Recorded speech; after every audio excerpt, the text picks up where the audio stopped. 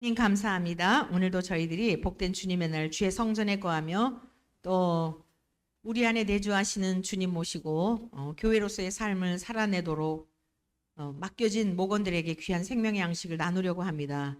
먼저 저희들이 하나님의 말씀으로 잘 길리움 받고 또 그 말씀대로 살아내고 목원들에게도 그 은혜를 함께 나눌 수 있도록 도와주옵소서. 예수 그리스도의 이름으로 기도드립니다. 아멘. 금주에 여러분들이 함께 나누실 은혜의 말씀은 디모데후서 2장 7절에서 8절까지의 말씀을 중심하여 생각해보라 라고 하는 주제로 말씀을 배우겠습니다. 사실 우리들의 모든 삶의 어려움은 생각을 다스리지 못해서예요. 모든 게.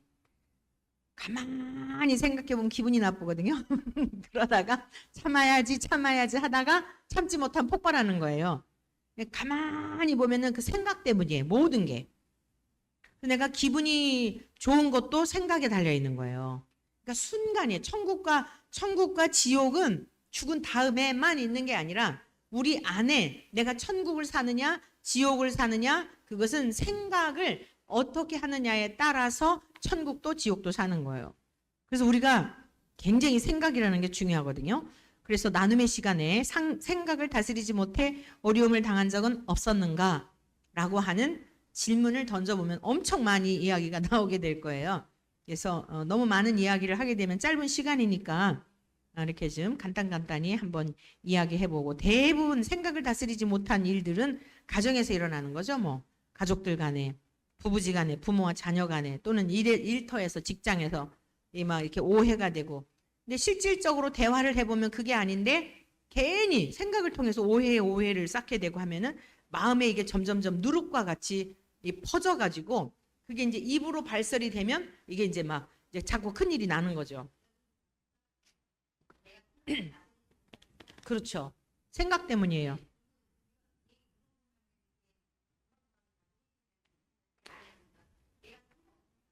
상상을 하는 거죠. 생각의 날개를 펴고 계속.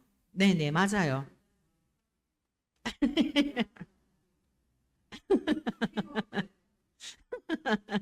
주여.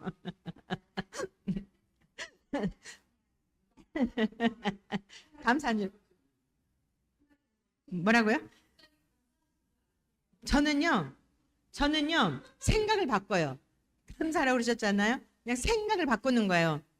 예를 들어서, 그러니까 생각을 바꾼다는 게 뭐냐면, 이렇게, 무슨 일이 있나 보다. 내가 알지 못하는 어떤 좀 마음의 불편함이 있나 보다라고 그냥 이렇게 보류해둬요. 그걸 자꾸 막, 내가 지금 불렀는데 왜 그래? 이러고 그러면은 항상 시끄러워요. 그러니까 그 여유가 필요해요.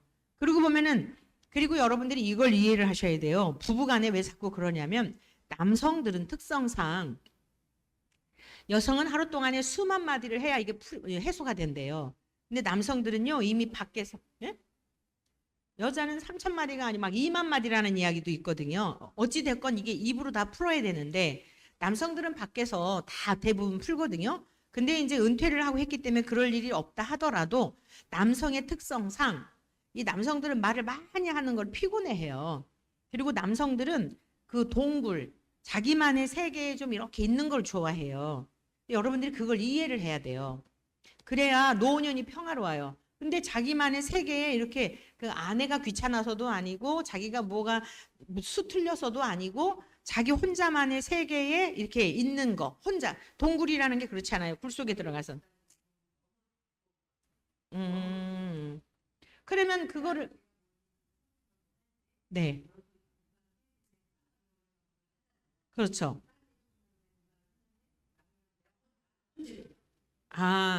두 번째는요. 남성들은 어, 멀티플레이어가 안 돼요. 우리는 이거를 하면서도 보통 세네 가지를 할 수 있거든요. 보통 세네 가지를.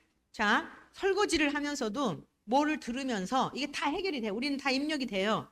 그러면서 또 머리로 또 다른 생각을 해. 이거 한 다음에 뭘 또 해야 되겠다. 그리고 여러 가지를 우리는 네다섯 가지도 가능해요. 근데 나이가 들어갈수록 우리들도 여성들도 집중해야 되겠더라고요. 왜냐하면 산만해지더라고요. 이게 예?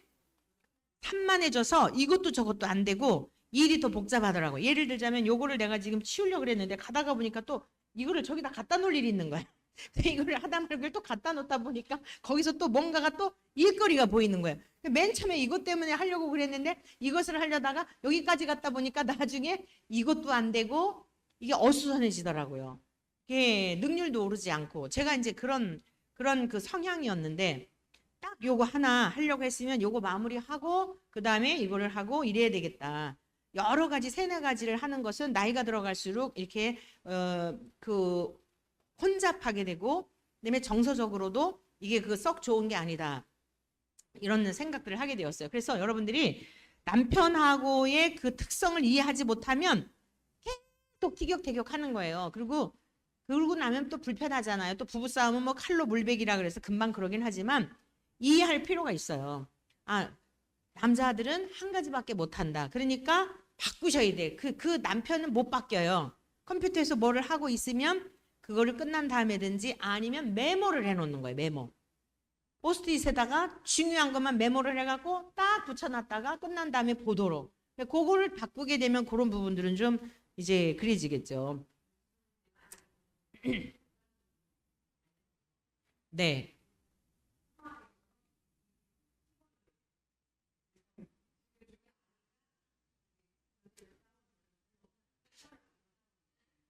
그 다음에 남성들은요. 그 다음에 남성들은요. 우리 목사님이 저보고 지금 감사한 줄 알으려고 그랬는데 자 예를 들어 볼게요. 목사님이 가만히 있었으면 내가 얘기를 안 해.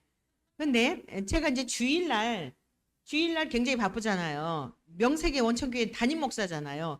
부담임이잖아요. 밥 같은 거 저를 기대하면 안 되잖아요. 그죠? 제가 항상 일찍 일어나서 항상 제가 차려드리고 뒷마무리도 하거든요. 거의. 근데 그거를 그냥 이렇게 조금 더 수고하지 않으면 매번 부딪히는 거예요. 근데 제가 깨달은 게 있어요. 남성은요. 아들이다 생각하면 돼요. 아들이다. 나이가 많아도 아들이다 생각하고 아들은 뭐죠? 엄마가 항상 밥 차려줘야 돼.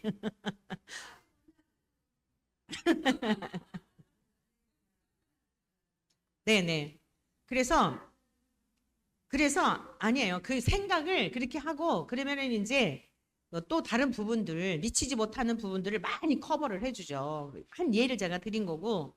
근데 나에게 많이 다른 부분들의 제가 미진한 부분에 대한 거를 다 뒤처리해 주는 거를 생각하지 않고 내가 지금 주일 아침인데 나한테 밥 차려달라 이러면은 이게 맨날 지옥을 사는 거죠. 근데 훨씬 그거 말고 다른 부분들에 대한 거 돕는 게 얼마나 많아요. 이 교회 일도 그렇고 전부 구준일에 대한 거는 이건 드러나지도 않고 저는 앞에 서 있으니까 그래 생색이 나지만 목사님 하는 일은 거의 드러나는 게 아니거든요. 그러니까 이러한 것들을 자꾸 내가 잘했니 네가 잘했니 따져대게 되면 이게 끝이 없는 싸움이 되는 거예요. 한 예를 제가 지금 드리는 거예요. 그러니까 여러분들의 남편이 그 환경에서 조 집사님 같은 경우에도 말할 수 없는 어떤 여러 가지가 삶의 정황이 있거든요. 그러니까 계속 거기에 혼자 일하면서 몰두하면서 뭘 또 계산을 해야 되고 또 어디 거래처를 해야 되고 권사님이 알지 못하는 더 많은 생각 속에 있는 거예요. 그거를 인정을 하고 이해를 하고 목석이야 이게 아니라 아우 그만큼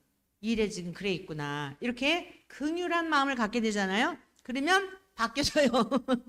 중요한 건 뭐냐면 내가 안 바뀌어지니까 상대방이 안 바뀌어지는 거예요. 항상 상대방의 입장에서 무슨 일이 있었나 보다 많이 힘들었나 보다 다른 걸 생각할 게 많은가 보다 이렇게 바뀌면 다툴 일이 없죠. 자 생각을 다스리지 못해서 지옥을 사는 거예요.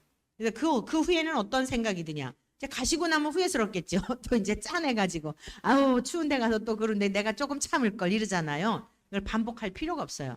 그러니까 자꾸 반복하는 것은 이 마음이 상하게 되고 마음이 상하게 되면 뼈가 잠언에 보니까 뭐라 그러냐 마음의 근심은 뼈를 상하게 하느니라 그랬거든요. 그래서 자꾸 생각을 바꾸어서 마음을 빼앗기지 않도록 이렇게 함께들 나누면 좋겠고요. 그 말씀 읽기 보겠는데요. 생각이 얼마나 중요하냐 하면은 창세기 6장 5절에도 보니까 여호와께서 사람의 죄악이 세상에 가득함과 그랬죠. 죄악이 가득한 이유가 뭐예요? 마음으로 생각하는 모든 계획이 악하였다는 거예요. 그러니까 일단 행동이 나오기 전에 마음으로 생각하는 것이 악하기 때문에 그 행동이 나오는 거예요. 그러니까 그리스도인은 어때야 된다고요? 미리 차단해 버려야 되는 거예요. 그런 생각이 들 때. 미운 생각이 들 때 빨리 생각을 전환하면 거기에 빠져들지 않아요. 그게 이제 마귀가, 생각은 마귀가 주는 거거든요. 아니, 우리 자연인으로서의 나의 본연의 생각이 있는데 다투게 하고 시기 나게 하고 예수님이 말씀하신 12가지 있죠. 이런 생각들은 죄의 본성에 따라서 드는 생각들이에요. 거기 지배를 받으면 안 된다는 거예요. 자, 그래서 잠언 23장 7절 그 전반절에도 그런 말씀이 있어요. 대저 그 마음의 생각이 어떠하면 그랬어요. 생각이 어떠하면 그 위인도 그러한즉, 그 생각이 그 사람인 거예요. 또 예수님께서도 말씀하셨어요. 마태복음 9장 4절. 그 마음의 생각을 아시고, 이 성경에 보면 생각이라는 단어가 굉장히 많이 나와요. 너희가 어찌하여 마음에 악한 생각을 하느냐? 마음에 악한 생각이 악한 행동으로까지 나오는 거예요. 예수님을 팔려고 했던 것이 예수님을 팔게 된 거예요. 그 생각을 심어줄 때 우리가 그걸 받아들이면 가라지를 받아들이는 것이나 마찬가지. 착상시키면 안 되는 거죠. 자, 그래서 바울 사도가 믿음의 아들 디모데에게 본문 말씀입니다. 내가 말하는 것을 생각해 보라라고 권면하고 있어요. 그러니까 바울 사도 믿음의 아버지를 통해서 듣게 된 말씀이 있는 거예요. 듣게 된 말씀. 내가 말하는 것을 생각해 보라. 자, 그러면 디모데에게 들려줬던 말씀이 뭘까요? 굉장히 많죠. 굉장히 많아요. 지금 이제 디모데 전후서만 하더라도 이 목회서신, 일명 목회서신이라고 하는데 앞부분에 우리가 지금 계속 배우고 있잖아요. 한 부분만 디모데 전서의 말씀만 보겠는데, 바울 사도가 예수님을 만나고 나서 자기의 변화된 내용을 이렇게 고백하죠. 다 같이 읽어볼까요? 믿보다 모든 사람이 받을 만한 이 말이요. 시작. 받을 만한 이 말이요. 그리스도 예수께서 죄인을 구원하시려고 세상에 임하셨다 하였도다. 죄인 중에 내가 괴순이라. 그러나 내가 긍휼을 입은 까닭은 예수 그리스도께서 내게 먼저 일체 오래 참으심을 보이사 후에 주를 믿어 영생을 얻는 자들에게 본이 되게 하려 하심이라. 이 외에도 들려준 말씀이 얼마나 많은지 몰라요. 자기는 죄인 중에 괴수라는 거예요. 예수님을 만나게 되면 이렇게 죽어지게 돼 있어요. 그러니까 죽어졌는데 설 죽어지면 맨날 골치 아픈 거예요. 나 안 죽었는데 이렇게 하면은 팍 죽어야 돼. 팍 죽어야 부활의 역사가 있고 새 생명의 역사가 있는 것입니다. 그래서 그 외에도 굉장히 많은 말씀들을 그 바울이 디모데에게 들려줬어요. 그 들려준 말씀들, 네가 들었던 그 말씀, 그것을 기억하라는 거죠. 앞서 2장 1절 2절에서도 그런 권면을 했잖아요. 내게서 들은 말씀을 증인에게 해라. 그 증인들이 또 다른 충성된 자들에게 전하게 되면 그 중에 하나님께서 택하신 그들이 또 그 말씀을 듣고 4대에 걸쳐서 우리의 사명이 바로 그거예요. 여러분을 통해서 자녀들에게, 자녀가 또 다른 세대에게, 교회를 통해서 여러분이 말씀을 들었잖아요. 이게 계속 확장되어져 가야 돼요. 땅끝까지 이르러 복음이 전파되면 주님이 오신다 하셨으니 우리는 그 큰 그 틀 안에서 그러한 소망을 가지고 계속적으로 그런 말씀, 예수 그리스도의 십자가의 복음을 통하여 영생과 부활을 얻도록 전했던 그 말씀을 기억해라 라고, 이렇게 너가 들었던 그 말씀을 기억해라, 생각해라 라고 권면한 겁니다. 두 번째는요, 깨닫게 된 말씀이에요. 깨닫게 된 말씀. 그러니까 귀로만 들어가지고 되는 게 아니라 그 말씀이 깨달아져야 되는 거예요. 할렐루야. 아까 우리 자매가 그러더라고요. 우리 지금 이 자매가 잠깐 나눔의 시간을 통해서 자기는 엄마에게 이렇게 항상 이렇게 엄마가 무엇이라고 말을 하면은 거슬렀다는 거예요. 엄마의 권위를 인정하지 않은 걸 깨달았대요. 왜냐하면 자기가 이제 이렇게 주머니를 이렇게 하다가 보면 뒤집어질 수 있잖아요. 그래서 딸이 어디 갔나 싶어가지고 이제 나 헬스장에 있다 그러면서 인증샷을 보냈는데 이게 이렇게 확 뒤집어진 거를 찍어서 보냈나 봐요. 그랬더니 너는 이제 엄마들은 또 그런 거 칠칠맞게 그런다 막 그러잖아요. 그러면 고치면 되잖아요. 근데 또 막 그런 게 자기는 그 받아들이질 않는다는 거예요. 근데 이제 우리 영광이 딸내미 씨가 아니 엄마니까 당연히 그런 말씀 하시지. 그런 말씀 하실 때 이렇게 하면 되지. 그리고 자기가 딱 깨달았다는 거예요. 그러면서 영광이는 엄마 말씀에 이렇게 그 엄마의 권위를 인정하는 게 느껴졌다. 근데 자기는 가만히 돌아보니까 엄마가 말하는 것에 막 이렇게 그냥 이제 스트레스가 많이 있으니까 그랬겠죠. 어렸을 때부터 왜 나를 다리를 아프게 했냐. 굉장히 심했었대요. 근데 5학년 때 수술을 했다 그러더라고요. 그래서 지금의 상태인데, 그러니까 어렸을 때부터 너무 엄마에 대한 분노가 있는 거죠. 다른 아이들과 그러니까 그게 이제 일상이 된 것 같아요. 그래서 여러분 이게 믿음은 들음에서 나잖아요. 믿음은 들음에서 나는데 그 들음은 그리스도의 말씀으로 말미암는 거예요. 그러니까 오늘과 같은 이 자매도 그런 행동을 보면서 깨닫게 되는 게 이게 중요한 거거든요. 나의 태도를 돌아보고 깨닫게 되는 거.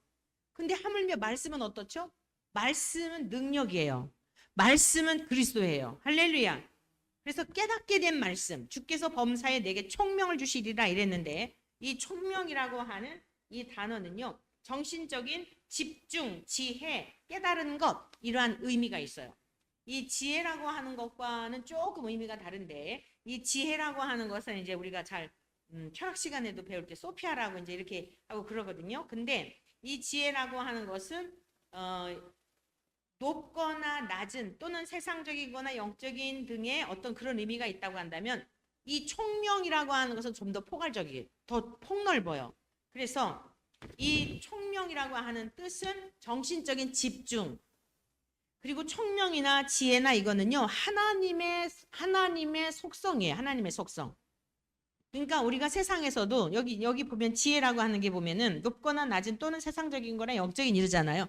살면서 이렇게 애들이 무슨 행동을 갸륵한 행동을 하면 아우 쟤는 지혜가 있어 이러죠. 그러니까 우리가 하나님의 형상이 있기 때문에 삶 속에서도 이 땅에서도 어떤 그런 모습들이 있기는 해요. 근데 성경에서 말씀하고 있는 이 지혜라고 하는 것은 그거보다도 훨씬 더 깊고 넓고 아주 통전적이라는 거죠. 그 표현이 다른 말로 총명이라고 우리가 생각할 수 있겠어요. 총명. 그래서 이 총명이라고 하는 것은 깨달은 것.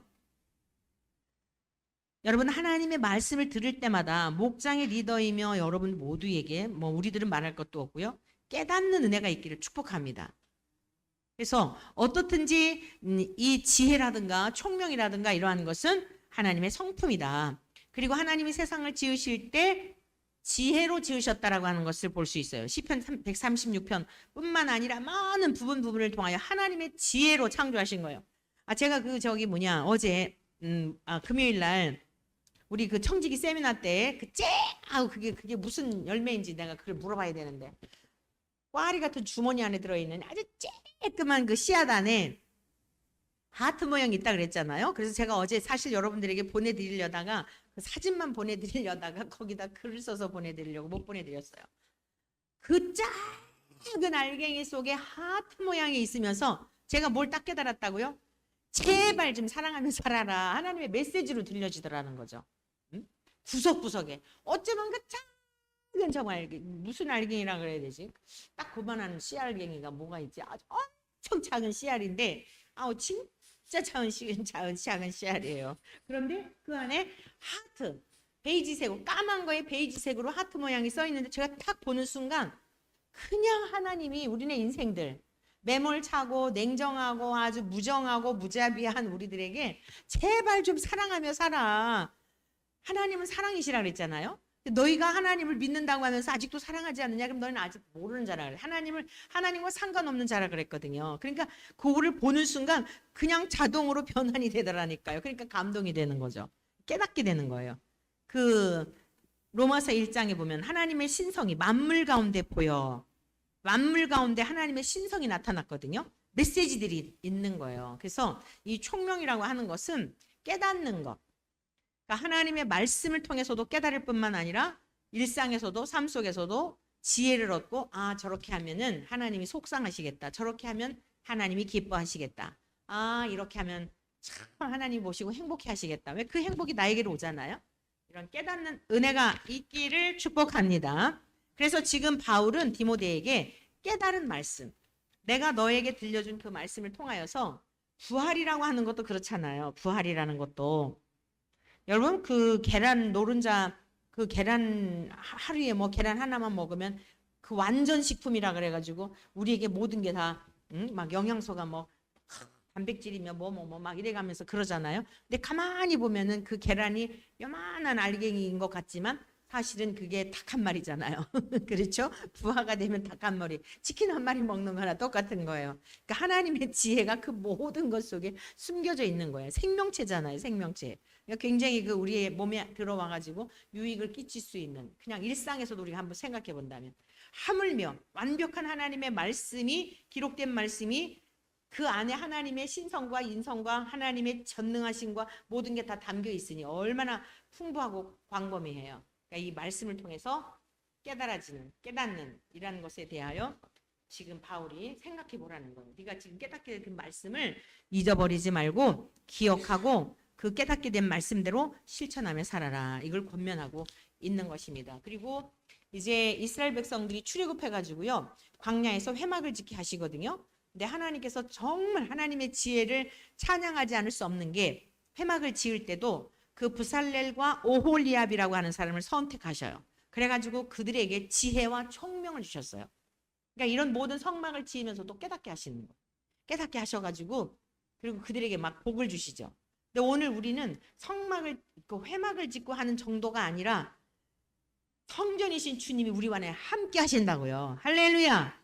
그 진짜 우리는 최고의 삶을 살고 있는 거예요. 2000년 전 예수님이 오셨을 때 그 목격했던 사람들도 정말 대단하지만 지금은 그들은 이 기록된 말씀이나 이런 거를 보지 못하고 갔잖아요. 박해 속에 고난당하다 갔는데 우리는 다 완결된 임상적인 사례가 풍부한 성경을 남기고 가셨단 말이에요. 그리고 진리의 성령이 우리 안에 함께 하시는 시대에 살고 있는 거예요. 이게 세상을 창조하시기 전부터 원하셨던 삶이거든요. 주님이 내 안에, 내가 주님 안에 거하는 삶. 근데 그게 뭐죠? 무엇으로 사는 거예요? 믿음으로. 이 믿음으로 사는 이 삶을 우리가 누리다가 천국에 가는데 그토록 선진들이 원했던 삶을 지금 우리는 살고 있어요. 그래서 이 땅에서도 누리시기를 축복합니다. 네, 예수님 당시의 사람들을 부러워할 필요도 없고요. 그분들도 우리를 지금 성령님으로 내주하시는 이 시대 사는 이 시대를 얼마나 그리워했는지 몰라요. 다윗도 그러했어요. 자, 이러한 소식들이 전파되었잖아요. 바울이 이 소식을 전한 거예요. 세 번째, 증거한 말씀. 뭘 생각하라고요? 증거한 말씀을 생각해라. 내가 전한 복음대로 다윗의 씨로 죽은 자 가운데서 다시 살아나신 예수 그리스도를 기억하라. 예수 그리스도의, 철저하게 바울은요, 예수 그리스도의 사람이었어요.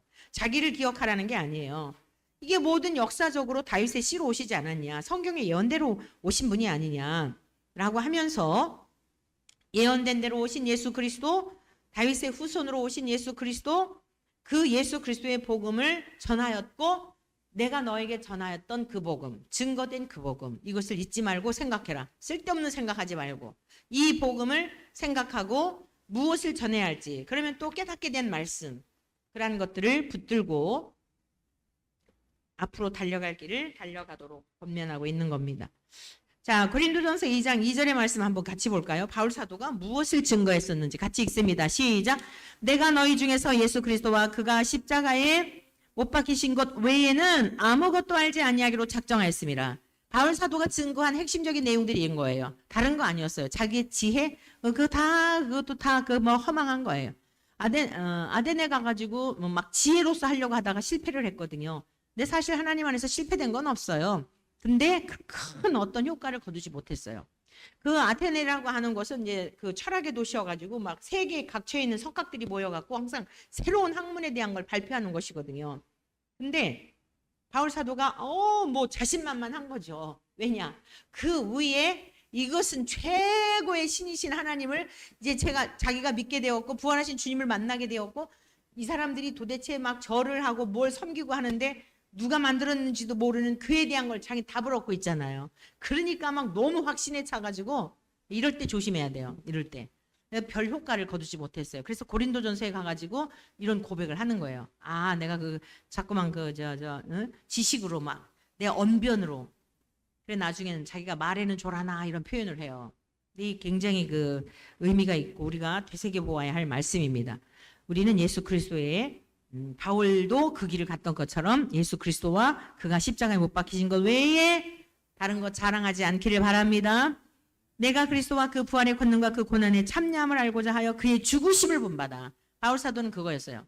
우리들도 아까 잠깐씩 고백을 했는데 내 편 뒷담말하기보다는 내 편과의 관계성 속에서 우리가 잠깐 얘기했는데 그리스도와 뭐라 그랬어요? 내가 어디 갔느냐? 죽으심, 그의 죽으심을 본받아. 그러니까 가정에서도 제일 먼저 죽어야 할 것이 뭐냐면 가정이에요. 다 문제가 죽어지지 않아서 그런 거예요. 죽어지지 않아서. 근데 이게 죽어지는 게 진짜 힘들어요. 죽을 때까지 그 훈련하는 거예요. 내 자, 내 의, 내 교만 이것 때문에 평화가 없는 거예요. 이것 때문에. 그런데 바울 사도는 그냥 콱 죽은 거예요. 그러니까 그런 박해를 받으면서도 그 돌에 맞아가지고 그냥 성 밖에다가 내쫓김을 당해도 또 다시 살아나면 또 그 복음을 전하고 이러고 얼마나 멋진 삶입니까? 우리도 예수 그리스도께 잡힌 바 된 그것을 잡으려고 달려갈 수 있기를 축복합니다. 이미 얻었다함도 아니요. 계속 진행형이에요. 이미 얻었죠. 생명을. 근데 마음가짐은 항상 이런 겸손한 마음으로 달려갔던 것입니다. 바울은 오직 예수 그리스도의 십자가의 부활의 기쁜 소식을 증거했고 그 복음이 전파되길 바랐던 거예요. 그래서 그걸 생각하라는 거죠. 뭘 전해야 할지. 하나님께서 깨닫게 하신 게 무엇인지. 자, 결론입니다. 우리의 생각을 무엇으로 채워야 하겠습니까? 세상의 허망한 것으로 채울 때 마음의 염려와 근심과 우울함이 떠나질 않아요. 이것과의 싸움이에요. 항상 주님에게 집중되어 있으면 평화롭잖아요. 근데 세상의 것을 생각하면 또 이게 무너져요. 그러나 듣게 된 말씀, 그 말씀을 묵상하고 되새김하고 그 삶이 우리의 실제가 되도록 영혼의 양식을 삼게 될 때에 세상을 이기고 내 안에 일고 있는 여러 가지와 싸움에서 이기게 되는 능력이 되는 거예요.